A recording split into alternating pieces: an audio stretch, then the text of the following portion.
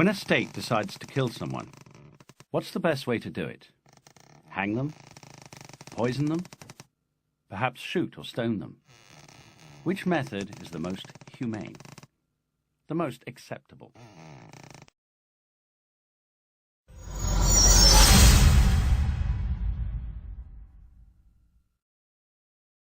This is Edmari Mpagi. The state of Uganda decided that the best way to kill him was to hang him. After being sentenced to death, he spent 19 years languishing on death row, waiting to be killed, and watching helplessly as his friends were led to the gallows and executed. There was only one problem. Mpagi was innocent. The man he was accused of murdering was alive and well.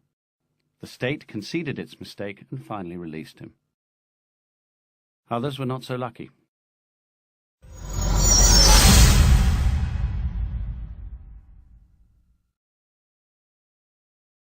Manuel Martinez Coronado was an impoverished indigenous farmer from Guatemala sentenced to death by lethal injection.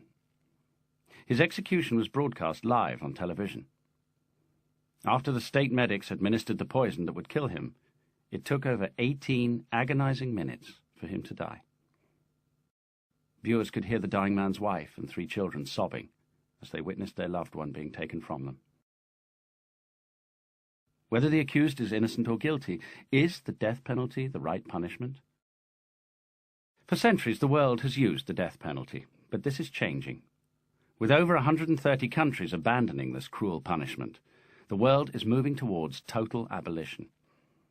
But for the countries which still have the death penalty, hanging, poisoning, and stoning are just some of the methods still used to officially end the lives of human beings.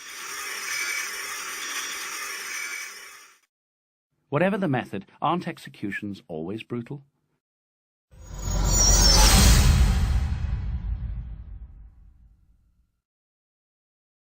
In Kuwait, Sri Lankan national Sanjaya Rohan Kumara was executed by hanging. He was declared dead immediately, but when his body arrived at the morgue, the staff noticed he was still moving. It took 5 hours for him to die. Is this humane? If it was your mother, your brother, or your son facing such a terrifying death at the hands of the state, could you support the death penalty? Amnesty International believes that every execution increases the suffering in society and multiplies the victims of violence, with devastated families left behind. As the 10-year-old daughter of a man executed in Texas, USA, asked, "They're going to kill him because he killed somebody. So when they kill him, who do we get to kill?"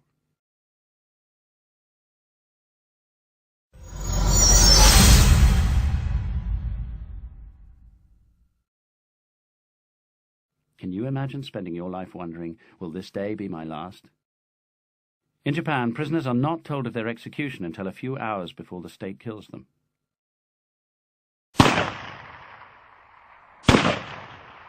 It's a terrifying fact that every country that uses the death penalty does so after flawed and unfair legal processes.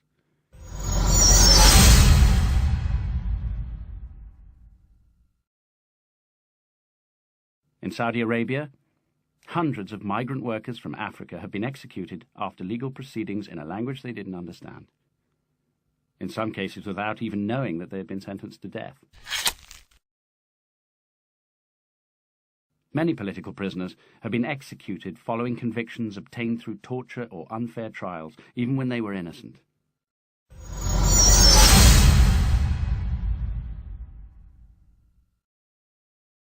Tenzing Shan was convicted of the murder of his wife. He protested his innocence right up to the moment of his death.